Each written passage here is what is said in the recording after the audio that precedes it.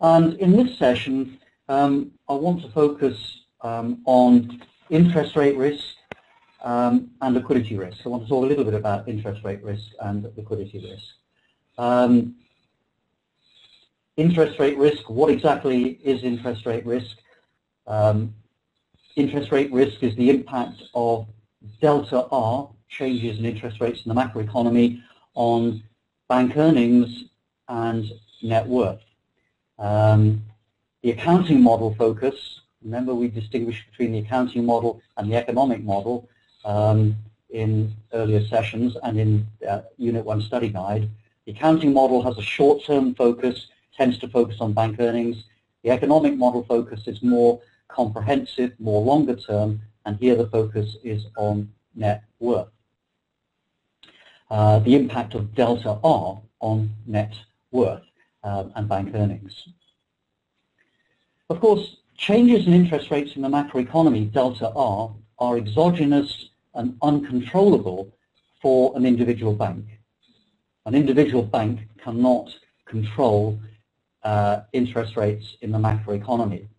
Although I'm being a little bit careful what I say here, given the recent concerns with allegations on LIBOR fixing by a major British bank and half a dozen, or up to a dozen other banks as well. But generally speaking, banks cannot control changes in interest rates in the macroeconomy, but banks can control their own exposure up to a point against interest rate risk.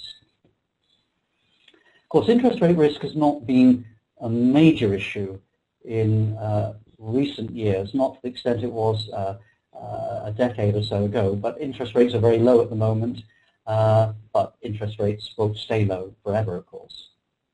Can I ask you guys out there, how important is interest rate risk management an issue in your banks, in the banks that you work for? Any thoughts on that?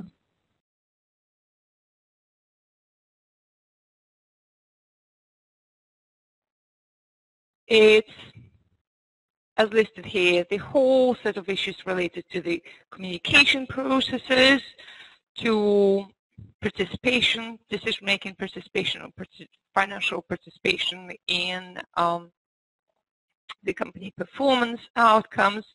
It's the whole host of issues related to conflict, whether on individual level or collective level with industrial action.